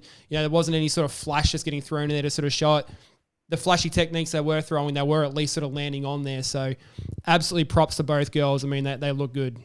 I don't know a bunch about either fighter, but I'm assuming that Chloe's got some sort of judo background, because that hip toss looked pretty good. And that scarf hold, like, she really, really locked that down. She did a great job with it. Well, Chloe's fighting herself out of Team Compton. Same with Don Marfan. So she's there with the guys at the Team Compton training center there. So I don't know if she's necessarily learning judo tosses there, but I mean, she's certainly got that dog in her. Definitely, some different sort of looks from both girls. I mean, Chloe pushing the pace, the aggression, as you said, the beautiful judo tosses there with the scarf hold. There was that point in the fight where I definitely thought that the ref was going to step in there, where she was just throwing those little strikes, from having her sort of tied up on the ground there. I mean, Samantha was doing just enough to sort of get her hand up and everything, and she didn't look like she had an ounce of quit in her either. So it was good to see them get Samantha, the fight. Because you can, there's a lot of fighters, when you get trapped like that and you can't move and you're just getting hit in the face like that, there's ways to quit without quitting, if you know what I mean. There's ways to quit. She could have tapped to the armbar. Yep. She could have let a few more come down the pipe without trying to adjust her position, and the ref probably would have stopped it. And she managed to get out in the end. You know what I mean? She managed to get out of that position. And look, I thought it was a fantastic fight overall. And they've got the skills. Both of them are good-looking girls, which, helps in the story. It just does. And, for all those people who are going to get up me and say, looks have nothing to do with it. You're right. Skill first, 100%.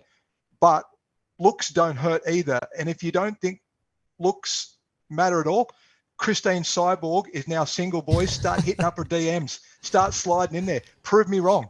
Prove me that you guys don't care about looks. Hit up Cyborg for a date. I'm sure she'll come to Australia. What you're saying, Darryl, is I'm halfway to being a fighter myself. Is that what you're saying? Because, I'm, look, just got a fresh haircut, sort of last week, and I think I'm ready to sort of, throw down. I'm looking okay. I don't need much in the skill department when I've got this going on, eh?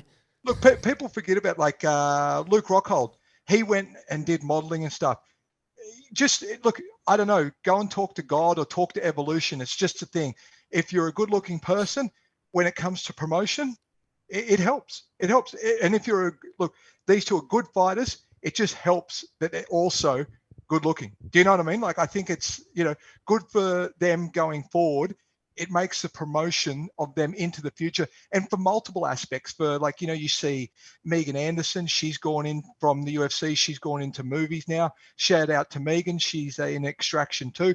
And just all those sort of opportunities come off the back of, hey, skill first. Who cares in MMA how good looking you are if you can't fight? Both these girls can fight. I'm just saying they also have looks to boot. If you get sooky about that, take it up with their parents for giving them genetics. I don't know. Go and have a sook somewhere else. Nobody gives a fuck. Well, this is Eternal Insiders, so, Darryl's always got the opinions there, but, as you said, to that point, obviously the looks department, sure, but, they've got the skills to absolutely back it up. They're getting that experience in an amateur division. Both girls looked absolutely incredible. No, I've said this a couple of times about some fights already, but definitely, to your point there, a sleeper fight on the card there. They absolutely showed out, not an ounce of quit in either one of those girls, and we definitely can't wait to see what happens next for them, especially for girls. We don't have a lot of girls on the Eternal MMA promotion these days. Spoke to Ben Vickers about this a little bit last time I had him on the podcast, and it's just sort of a matter of that pool of talent, that we're sort of trying to draw from. We're a big country, we're sort of so spread out, trying to find those girls that are ready to sort of step up to the plate. So it was definitely a real pleasure to see those girls come in, because we just haven't seen the girls often enough yet. I guess it's another thing that, like we said before, if you're fighting in another promotion, you're having trouble getting fights, both of these girls will fight you. Come to Eternal, get a matchup. Chloe Henry, I'm sure, will say yes. Samantha Barabel will say yes. They're both, top-level fighters. Come test yourself. If you're fighting somewhere you can't get a fight, come here. We've got two ready for you to fight. Let's go. Got a couple of girls good to go. Can't wait to see what comes next for those girls. We got a couple of finishes on the night, just the two, but the one we did get happened in very quick fashion to the tune of 15 seconds. Dallasanya himself. Yes, Dallas Dennis made quick work of that fight. Beautiful left shot to the face of Trevon Campbell, who did get back to his feet, but he was done. He sort of looked like he might have wanted to protest there, but very clean finish. Very quick fight, 15 seconds, one and done, all over. Shout out Dallas Dennis there. Dallasanya looked good for that 15 seconds that he had in the cage. Yeah, no, I read a little bit of that too. People saying that was an early stoppage. And like I said on the last podcast, people just want to see the kumite. People want to see people die. You know what I mean? That guy was done. Beautiful shot, one and done. Great piece, great stoppage. Who wants to see anyone else get more shots after that? Come back, fight another day. But they called him Dallasanya. I had no idea why they called him Dallasanya. I didn't know whether it was a joke, an inside joke, something that I didn't know about. But boy, didn't he come out in Dallasanya that episode? Yeah, I didn't really sort of get that. My just thought was it was something to do with Adesanya or something like that. Was that what was going on? Is that what it is? I'm assuming that's the. Is it maybe is it sort of like a throwback to that the Whittaker fight when Adesanya first beat Whittaker and he sort of swung back and he kind of came in with that left hook and took Whittaker out. Maybe I think they were calling him Dallasanya on the way out before the shot. Oh, okay, so all right. Well, they were calling it. Yeah, no, they were calling him that on the way out. Another thing that's gone over my head then clearly. So yeah. Either way, again, we had two finishes on that card, and that was definitely sort of the pick of that one. That was incredible. Big perk for the prelim card for Eternal 77. So Dallas Dennis, big shout out to him. Goes home unscathed, so I'm sure we'll see him back in the cage sooner rather than later. Again, hopefully on an Eternal MMA card. We'll see what happens there. He goes 1-1 as an amateur. Trevon Campbell, we'll see what happens for him next. But we had a couple of other fights there for the prelims as well. couple off the top that we had Randeng versus Beamer Rao. We had Isaac Soldados versus Conor Cran. That opened up the card. We also had, what else did we have left apart from that? John Aiello versus Dan Matheson. The one that opened up the prelims was Isaac Soldados versus Conor Cran. Your thoughts on that fight? I mean, it was entertaining for a lot of it. Isaac was definitely the guy that I thought I liked it. I watched it back for a second time when I got a chance, and I actually enjoyed it. I mean, in terms of skill, Isaac looked like, he was definitely sort of the cleaner fighter, the sharper fighter. Conor was throwing a lot of bombs, sort of trying to make anything he sort of could land. But I mean, as far as just a fun little fight, I'm going to put my hand up and say I enjoyed it. At the end of the day, I enjoyed it. I know Conor's coach. I know Isaac Tisdall, former Eternal champion himself. Fantastic fighter, good coach. And I think what we saw a lot from Conor there was a mix of two things. Nerves. He looked nervous out there. He, when you're fighting, when that adrenaline dumps and the nerves get there, you go from fine motor skills to gross motor skills. And I think we saw a lot of gross motor skills. And the second thing is Conor needs to make a decision. The days of pumping yourself up with weights and being a super strong guy and going in there and crushing guys, that's done. That is not the landscape that we live anymore. So he's got to make a choice. Are you weightlifter guy? There's nothing wrong with weightlifting. Weightlifting's fantastic pursuit. Muscles are great for girls. Fantastic. But you're going to have to make a decision because one, you look super tight. Two, you got tired quickly. And like I said, you carried a lot of bulk. I think he's really a welterweight that fought as a middleweight. I think he's much too physically small to be a middleweight. And he's really got to make a choice. Like all that weight training, it is. You can be a strong guy. You can be the strongest guy in the gym. And if you looked at him physically and if you had to look at the numbers, he would out bench, out squat, out deadlift Isaac every day of the week, twice on Sundays. But when it came to the fighting, what difference did it make? It made zero difference. And when he was throwing kicks, he wasn't rotating his standing leg. So he was kicking across his body. And when he was kicking, he kicked up. I would imagine he's got a broken foot. I saw him kick up into the elbow twice and I saw him limp. And again, that's like, he's not rotating the hips over. He's not rotating that foot. Just a lot of nervous, beginner sort of mistakes. I think he got a big adrenaline dump when he got out there. And look, I know Isaac personally. There's no way Isaac would have put him in there if he didn't think he was ready. I think no doubt he probably performs a lot better in the gym. But like a lot of things, what happens in the gym and what happens in the fights are two different things. But Conor's really got to make a choice. Weights are fantastic. It's you should be healthy. You should be strong. Again, it's to look good is good. But when it comes to fighting, there's plenty of guys that look like shit and will beat your ass. You know what I mean? So you got to make a choice. Where do you want to put? There's only so much energy and so much recovery in a week. If you're doing these big deadlifts, big benches, big squats, well, then something's got to suffer. And usually that's going to be your cardio or your skill, your technique. You're taking away from your other sessions in the week. You got to remember the term is supplementary exercise. Weightlifting, running, all this stuff is supplementary exercise. Muay Thai, boxing, jiu-jitsu, wrestling, this is first, above and beyond everything else. If you're not doing that and you're moving those sessions, or you can't train as hard as you can possibly train in those sessions because you're sore from weights or because you're fatigued from weights, you're doing yourself a disservice. And I really felt that was what we saw out there. Conor was too stiff.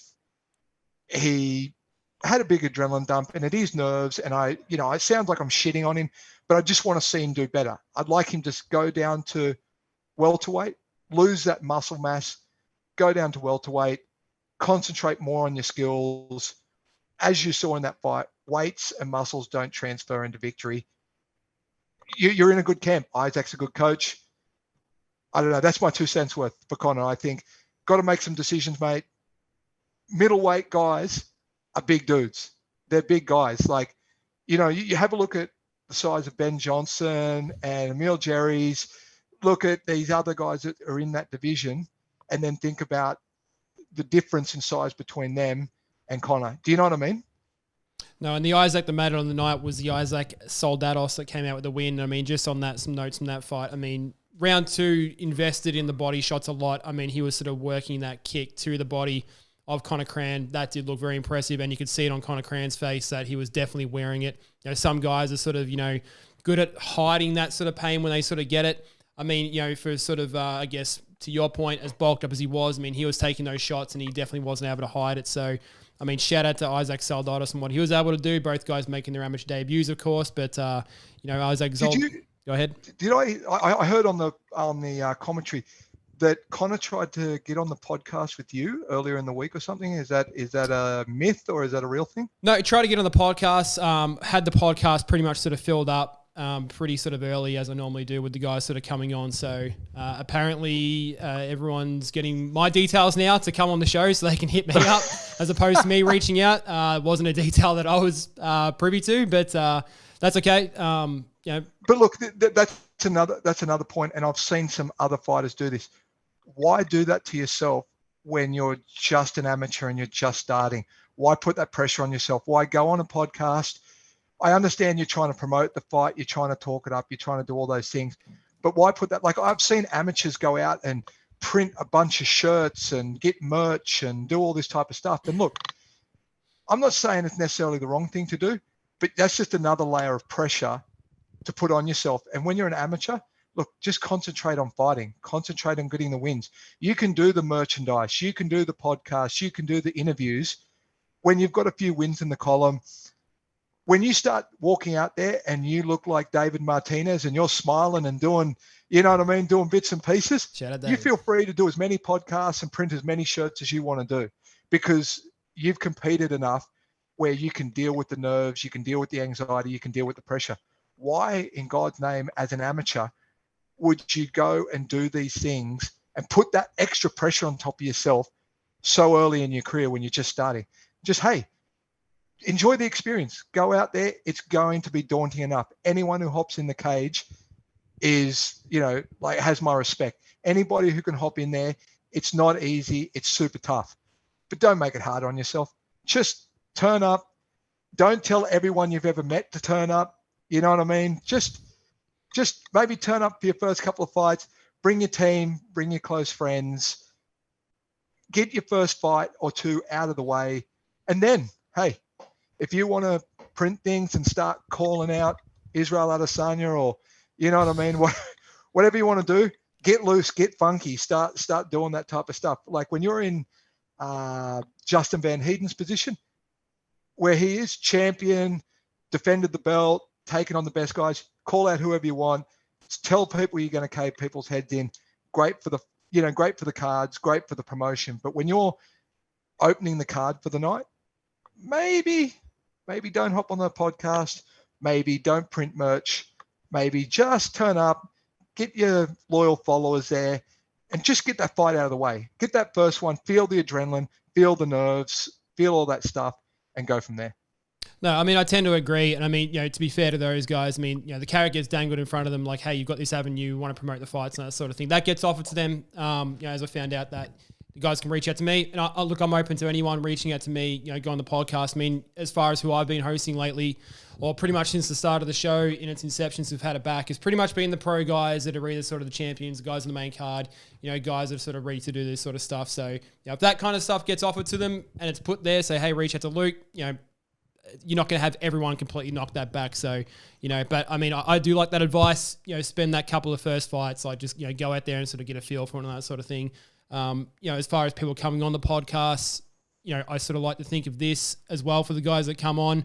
This is the stuff they're going to be doing relentlessly when they move past Eternal. They start going to the bigger things in their career, and they're doing things like Hawani Hour, and they're doing, they've got everyone sort of coming at them and sort of, you know, doing these podcasts and that sort of thing as well. I'm certainly not a professional in this game as far as hosting a podcast, but, you know, it's good for these guys sort of learn in that sort of up and coming phase. But I think you're right, amateur, go out there, get your first fights in, come up, get yourself to be a professional. Come on the podcast and start learning how to be on a podcast yourself and that sort of thing. And, you know, you grow in all facets of the game. You'll know as good as anyone that, you know, as far as, you know, progressing to the top of the game, you got to have the skills. But the other thing that's going to get you the money in the pocket as well is being able to promote yourself, being able to come on podcasts and show a different side of you as well. So, That's what, I sort of like to think partly this podcast is helping those guys. So we'll keep our eyes out. We'll see who comes on. But, for the amateur guys, let's see what happens there. We had a couple of other amateur fights there that we can brush over. Go ahead. I wanted to talk about Ran Dang. That was the one I was moving on to. Ran Dang, yes. This is Beamer Rao. Beamer Rao? I would have said Rowe, but I kept hearing Beamer Rao is what I heard. So we'll go with Beamer Rao versus Ran Dang. But, what do we have there as far as a reach and height disparity there? I think, 20 centimeters in reach that Rao was giving up and 14 centimeters in height, I think it was. And, he looked like he was nullifying that problem from the early exchanges because, he was doing the thing that he had to do. He was getting himself on the inside, getting him up against the cage, making that distance, sort of a non-factor early. But, ultimately, Ran Dang learns how to use that, not learns how to use it, but starts implementing that reach and, did enough to get the damage off through most of the fight. Beamer gave it his all, but ultimately, the end, Ran Dang, too big, too tall, got the job done. Looked good in the striking. Man, he's a good, young, athletic kid. He looks very athletic when he's out there, if that makes sense. Like, he's good timing, good movement, good footwork. And look, he comes out of Nuggets, which is a good gym for striking, and they're obviously starting to make their way in, MMA, but they've got the Tougher brothers who are both in the UFC. So, obviously, sure. Yep. But they've got, like I said, they've got Rocky Ogden down there. Oh, I love Rocky Ogden. Yeah. Yeah, when you go down there, I'm imagining there's no easy round. Like, you've got all high-level strikers. He's in there. There's, against those guys. And I think sometimes MMA guys have I think MMA guys think they can strike better than what they actually can. And I think when you go to gyms like Nuggets and things like that, and you see these guys who strike at such a high level, I think it really shows you how good striking is outside of MMA. And I think it shocks some people. And for Dang to come from inside that sort of camp, if you know what I mean, where it's such high level striking around him all the time, transfer that over to MMA. When he's sort of a few more fights into his career, and obviously he expands that takedown defense and stuff, and you've got to stand with the guy who can almost jab you the moment they ring the bell. Like, you know what I mean? He's long, he's rangy. He reminds me of Abdullah a bit. These sort of tall African kids who are athletic and, very, very coordinated, good balance, good. They're going to be, they're going to be really dangerous in the future of Australian MMA as more of them come through the scene, join gyms, get into this. It's a great sport for them. People like Israel Adesanya and stuff are really paving the way for those kind of, African guys with that tall, lengthy body saying, hey, come out here and do it. You can succeed. You can be a champion. And look, Ran Dang looked fantastic. He did a great job out there for the experience that he's had. And yeah, definitely one to keep your eye on. No, making his amateur debut there himself in his own right. But yeah, absolutely, like you said, just looks to be a naturally gifted athlete. Some of the comparisons that you sort of made there, just sort of the way that he was utilizing his length, particularly in that sort of second round, the way he was sort of moving in, feigning a little bit with the legs and that sort of thing, did look a little bit of shades of Israel Adesanya, the way he was able to sort of pop that jab and work it off. So, bright future for him too, when you got a guy that's a natural athlete and you can put the tools together. Yeah, as you said, training out of the gym that he is and getting the looks with the guys that he is there. Who knows what sort of what the sky is for him, but he certainly set the floor with that performance. So see what comes next for him. You just mentioned Rocky Ogden there too. This is a little off the bat. Rocky Ogden had a fight for Eternal MMA in 2022. I can't remember who he fought, but I actually gave it my 2022. Matt Seaton from Compton's. Right. Yeah. I gave that my 2022 Fighter of the Year for what it's worth. Probably doesn't mean jack shit coming from me, but I absolutely love that fight, and I would have loved to have seen Rocky Ogden have another MMA fight. He is moving on to boxing now. That we've sort of seen to some success. So all the best to him. But man, some success. He had a fantastic fight the other day. A lot of big build up to his fight, and he was able to come out and deliver. And again, like I said, a lot of high level strikers coming out of Nuggets at the moment. And look, he's Nuggets been around forever. He's always had high level Muay Thai guys, but now we've got high level boxing guys and high level. Dimps Gillies is out of Nuggets as well. So do you know what I mean? You're starting again, like I said. Ran Dang, there's no easy round. When you turn up there where's your easy round? Like, you're sparring killers every round. And like I said, if he can survive in that gym, coming out into the amateur scenes of Eternal MMA and stuff like that, I think there's a real chance that he's big danger for a lot of opponents. Certainly big danger for a lot of opponents. So I'm sure he's got a long way to go in terms of his amateur licks. We'll see what happens. Shout out there. to Rocky for that win the other night. Great win, man. Shut him up. Good job. Shout out to Rocky Ogden. Again, absolutely love seeing Rocky Ogden, whatever he does, but he's going to be sticking with boxing. Like, he looks like he's a goods there. But, I mean, again, if there's any hope that I would have, I would love to see him do something with MMA again. I mean, if you're following the boxing route, that's probably the way he's going to go. But, man, I really enjoyed him when he did come in and do the thing in the MMA cage. That was a fantastic fight that he had. Love that fight. Yep. Great fight. But, yeah, look, he seems to be on the up and up. He seems, he's got the right look. He can promote a fight, and boxing seems to love him. And so at the moment, I think we've lost him, unfortunately, to the game of boxing. He's dating John Wayne Parr's daughter, I believe, Jazzy Parr. Yeah.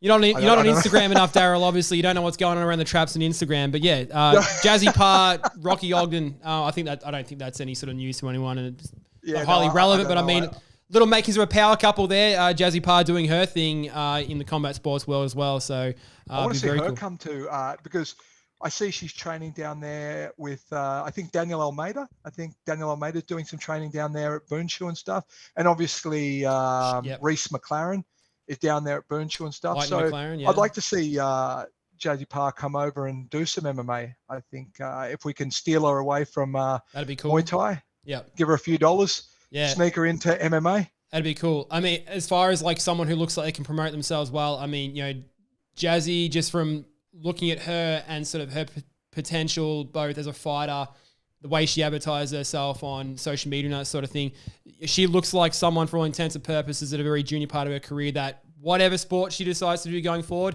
she could be someone that'd be very impressive and could make herself a star, as far as the way that she presents herself with everything going forward. So we'll see what happens with those guys for sure. I think she even had a boxing fight not long back as well. I think she's doing it all. But Jazz, don't worry about the rest of that stuff. Come to MMA. We need more females. We're being selfish here. That's okay. Yeah. We need more Aussies. Megan's gone on to acting and other things. I think Jessie Jess is taking a break from the game at the moment, I think. So it'd be fantastic to get some high-level female talent over and get some in the UFC. We do need some more of that, absolutely. And we do, I think that about wraps it up. And we had one other fight, which, I mean, look, that was pretty much Daddy Ravioli, John Aiello versus Daniel Matheson. I mean, largely just to wrap that up, a bit higher up on the prelim card. But, I mean, that was pretty much just, again, another very similar fight to how that sort of played out with a lot of the others. Smothering pressure from John Aiello. Pretty much spent the fight, just, get himself the dominant position. Just did what he had to do to sort of grind at the win. So, again, not another one of those sort of fan-friendly fights, but I mean, John Aiello sort of looking impressive in the grappling exchanges there. Daniel Matheson pretty much had nothing for him. Daniel Matheson, definitely the taller opponent in the cage, but it was John pretty much all the way there. Yeah, look, I agree. I kept calling him Ravioli. They called him Ravioli. I kept calling him Ravioli. I lost his name in the middle of the fight. It was Daddy Ravioli, I think's his nickname. It showed up as just Ravioli on the... Ravioli, yeah, I was just in on the Ravioli. I think that Instagram is his Daddy Ravioli. I swear to God, the last time he actually fought in Eternal MMA, he was Daddy Ravioli. I was like, Jesus Christ, what a hell of a nickname that is. That's going to take you a while. That's great. I love it. But no, he looked really good out there. And look, again, people say not a fan-friendly fight. I thought the action there was enough. And look, this card overall was a really well-matched card. Like, no one really got blown off the park. Like, obviously, we saw Dallasania one and done, that guy. And that's, that can happen to anyone. We've seen the best in the world get one and done. So that can happen to anybody. But the rest of the fights, or most of the fights, it was fairly evenly matched. Anybody could win.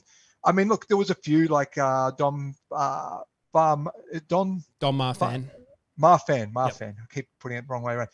He obviously pitched a shutout. Thomas, the older Thomas, pitched a shutout. Yeah, he pitched a shutout. Like, there was a few of those that were just, you know what I mean? Like, but they did what they had to do.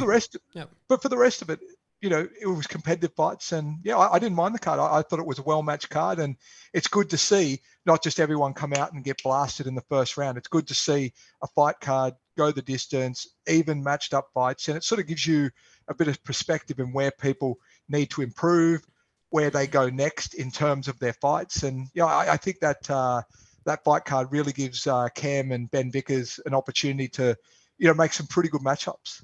No, and shout out to the matchmaking. No one does it better than the guys at Eternal MMA. Have always got a mix of, not a mix. It's pretty much top to bottom. We see well evenly matched fights. I mean, I actually did say I just got to do this. I mean, I saw one person on YouTube was wanting to know who weighed the guys for Randang and Beamer Rao, if they were on the same scales or whatever they were sort of using. I sort of thought, you do know that guys like Jalen Turner and Michael Chandler fight in the same division, right? Like, just because a guy is like, freakishly tall and that sort of thing doesn't mean that they sort of can't get... Look, I don't understand the complexity of biology and how they can come in and sort of weigh in at that weight, but I mean, that sort of comment sort of made me roll my eyes a little bit. Dang's probably not going to win any bodybuilding tournaments with his legs, so I think... it's very John Jones like it's just very John Jones like. So you can sort of get away with it. Yeah, he had a very solid upper body, but he wasn't packing much weight in the legs. So I think if he's a very tall kid, but you could see the weight wasn't all over the body. It was in the upper body, and the legs are very slim. I mean, if he can stay at lightweight, not to sort of harp too much on it, but if he can stay at lightweight for a good part of his career, I mean, as I just said, Jalen Turner there in the UFC, the way he sort of, especially the way his skills are catching up with him, he's fighting Dan Hooker this weekend at UFC 290. But I mean, if he can sort of keep that 6'3" odd frame, stay at lightweight and utilize those tools, I mean, that's a massive problem if you can sort of stick around at that weight. So definitely see what comes next for him. We did say we did get a bit of a look ahead to Eternal 78 as well. That's pretty much a wrap for all things Eternal 77. We look ahead to Eternal 78. A couple of fights we had get dropped during the Eternal 77 broadcast. New matchup for the Eternal Middleweight Championship. Matt Myers getting himself back in the cage against Brogan, the arm collector Anderson. Training out of City Kickboxing, I believe. Good to see Matt Myers back in the cage coming off his 2 fights with John Martin Fraser. As you said before, we need to see some more middleweight action. This is a good serving of middleweights coming up for Eternal 78 on the eve of that UFC 293 card. Presumably, that'll be the one headlining that show. We also have Alan Super Ali Philpott back in. As we know about Alan Philpott, absolute storied veteran, been there, done that, seen it all. Unfortunately for himself, he's on a 5-fight losing streak, but he's coming up against Sean the Buzzsaw Etchell, former flyweight champion, former bantamweight champion for Eternal MMA. On a couple of fights, skid himself, but I mean, getting those guys in on that card would be really, really cool. Definitely some good matchmaking there. But Matt Myers against Brogan, the arm collector Anderson. Definitely something to look forward to there for the middleweight championship. Brogan's, I think he's on a 6-fight win streak at the moment. I think it's 6 fights, and I think 4 finishes out of that last 6. So I would say if coming into that fight, he's got the experience and he's got the finishes, and probably just looking from outside in and on paper, he probably has the edge. But as seen from Matt in his last fight, he already had a loss to that guy, came back and avenged that loss and did it in fantastic fashion. So when his back's against the wall and he's the underdog, he sort of shows up and shows out. And so don't count him out, but it certainly is a big ask, and Brogan's probably going to go into that the favourite. No, Brogan's certainly going in there with the experience factor. I believe he's 15-3 as a professional. So, for a guy, fighting at the regional level that he is, to come with an impressive record like 15-3, definitely has the edge over Matt Myers coming in at 4-2. But I know the guys at Eternal MMA, guys like Cam, Ben, big on a guy like Matt Myers, super tough. As we said before, we had the treat of those 2 fights that he had with John Martin Fraser. John Martin Fraser, another dog in his own right. I mean, it's been said by Cam and Ben before that those are just the 2 guys that would throw in there because they're the guys that show up. They're the guys that are pretty much the toughest, the guys that we sort of got around, especially in this division coming in. So it'd be very interesting to see what happens in that fight. Matt Myers, big win with that last one. He had the spinning back kick, really cool. Good to see some regular movement in the middleweight division. Good to see some regular fights. Good to see some championship fight, and good to see it on the card rather than just that welterweight and down stacked cards. You know what I mean? Not that there's anything wrong with that, but it's great to see those sort of a few middleweights and heavies and light heavies getting around. No, and on the opposite end of that scale, we go down to the flyweights. We had Anthony Drillich announced against Frank Jankowski for the vacant flyweight championship. The flyweight championship that was vacated, of course, by one Stephen Erceg, who is now over in the UFC. So we got an open championship there for Anthony Drillich. out of the Drilich Combat Academy, going up against Frank Jankowski out of the Wolves Den in Perth there. So a couple of up-and-comers. Anthony Drilich, 5-1. Frank Jankowski, early in his career at 3-0 as a professional. But both of these guys, I'm sure the guys at Eternal MMA absolutely love them because they've had all of their professional fights for Eternal MMA. I believe Frank Jankowski at least has fought all but one of his amateur fights for Eternal MMA. So cool to see a couple of just born and bred, dyed-in-the-wool Eternal MMA guys early in their career going in and putting on for that flyweight championship. Yeah, look, this is a coin toss. There's no way to say someone's got a definitive advantage over the other. Both of them, like you said, they cut their teeth in Eternal MMA. Both have been standout performers in Eternal MMA. And yeah, look, I would hate to even say I'm leaning one way or the other. Pretty even. Great piece of matchmaking, and no doubt it'll be a fantastic fight on the night. And this Sydney card's just like, it's getting stacked. Every time they announce a fight, it's just stack. It's turning into probably the card of the year, I'm guessing. Well, sorry for that point there. The Drilich and Frank Jankowski fight is actually way ahead in Perth for Eternal 80, but you are right. The Sydney card I thought it was, no, it's not. So it's a Perth fight. It's Perth fight, this one. Yep, sorry. So that is October 28th for that one there. So I'm not too sure if I guess you can't put all the fights on the Sydney card. Can't put all the fights in the Sydney card, but I mean, we're certainly looking forward to it either way. It sort of stacks up, so a lot to look forward there. We got that Sydney card is September 8th before UFC 293, as we know. Eternal 80, obviously we got a couple of cards to sort of matchmake in between there, but yes, Anthony Drilich versus Frank Jankowski for the flyweight belt. Eternal 80 Perth, October 28th. So some very cool things coming up there. Last thing that we had to sort of just very quickly touch on. As we know, Casey O'Neill with the King's Cup grappling. We just had the inaugural the Invitational, the inaugural King's Cup Invitational be first match made for July 30th. We got Ben Wynn versus Tim Moore in a grappling match there for that Invitational. So very cool to see that off the back of the April event that the King's Cup kicked off with at the Oz Fitness Expo there for the people that wanted to sign up for that one. So that will be on UFC Fight Pass as well. Fans that want to attend that can go to kcgrappling.com to get their tickets for it. But very cool to see the O'Neill stable doing very big things in the martial arts community. I don't know too much about purely the grappling scene itself, but it looks cool, looks fresh, unique rule set from what I can see. But shout out to Casey O'Neill with that another event coming up. And Ben Wynn and Tim Moore getting in there, I mean, that's got to be exciting. Yeah, well, look, just Ben Wynn, ex-UFC fighter, and, you know, he had some good wins in the UFC.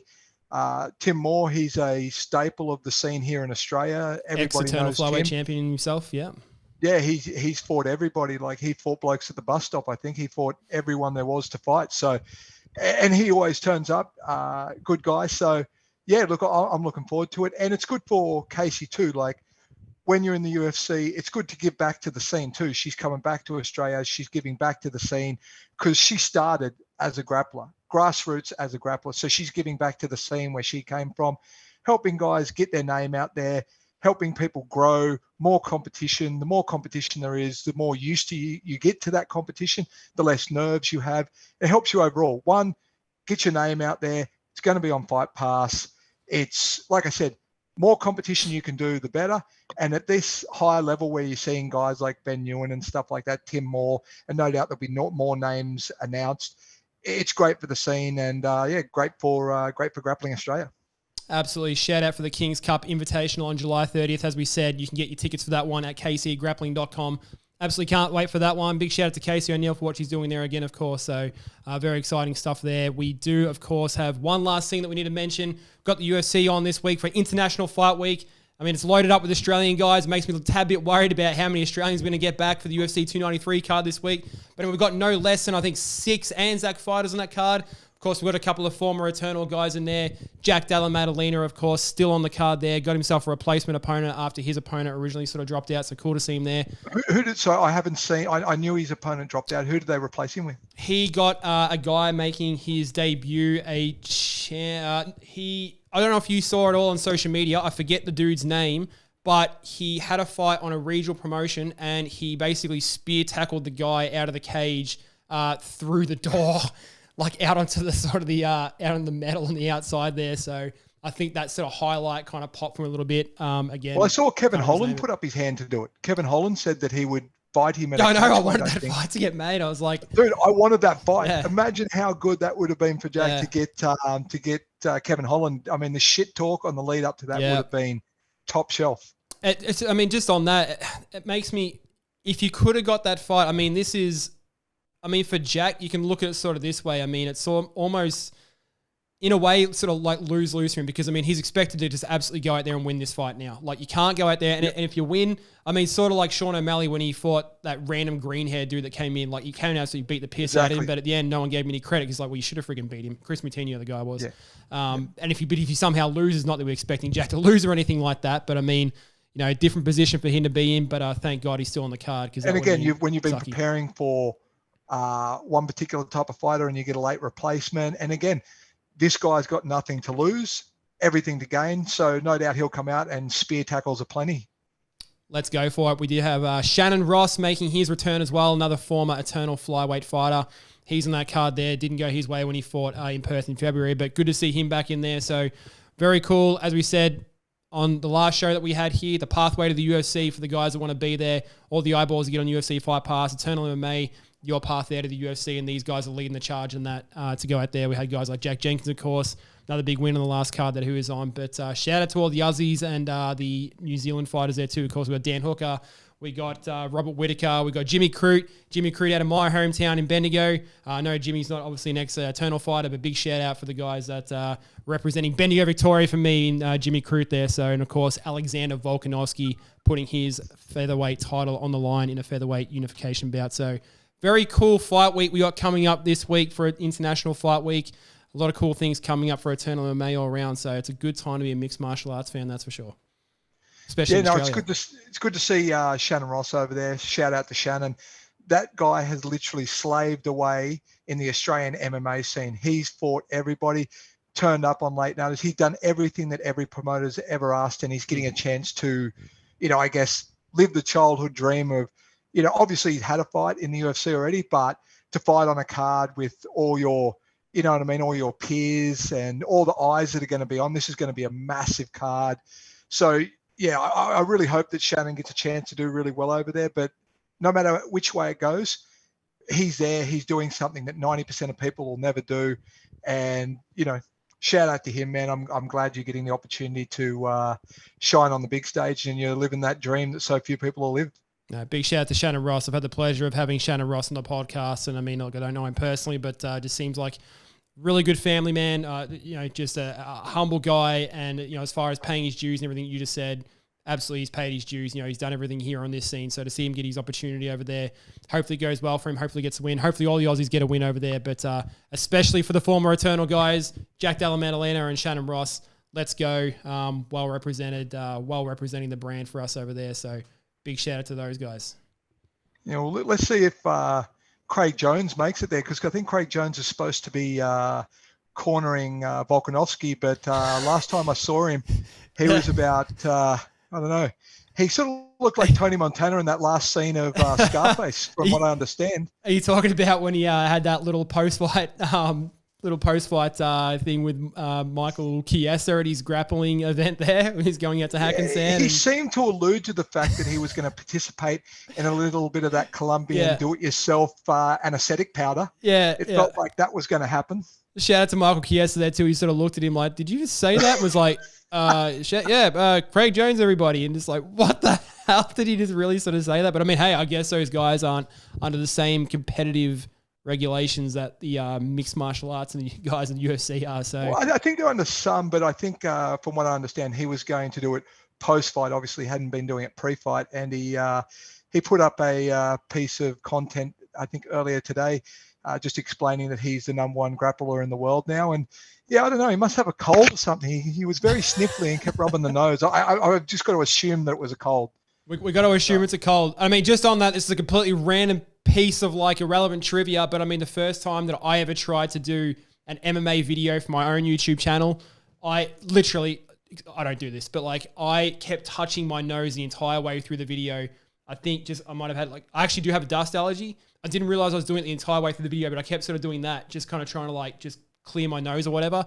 Put the video up. The first guy that saw the video was just like, he said something. He's like, oh, look at the junkie with the coke Eddie. He can't stop touching his nose. Where I'm like, oh my God. Oh, I can't believe it looks like that. It's not at all what's happening. I swear to God, took the video down immediately. So, won't be doing that again. That's for sure. I'm very conscious of myself touching my nose. Yeah, look, I copped a fair bit of shade from the last podcast we did where I did it in the corner of one of the rooms of my house, and it looked like I was in the dungeon underneath Cam's house. So that's the rumor going around. Yes. Yeah, rest assured, that dungeon is purely for fighters who pull out on 2 days' notice, not for me.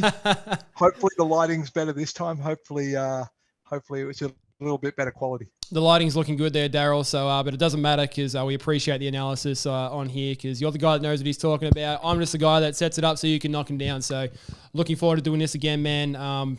Cool thing for the channel. Cool thing for Eternal MMA. We'll do it again after Eternal 78, no doubt. After that Matt Myers versus Brogan Anderson fight, and depending on what sort of comes in there, we'll talk about it all again and whatever else comes forward. So, thank you very much again, Darryl Martin, for coming on the show, and we'll do it again very soon. All right, thank you, my bro. Have a good time. Same to you, brother.